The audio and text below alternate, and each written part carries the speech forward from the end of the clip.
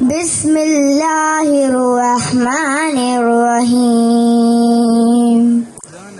أما يتساءلون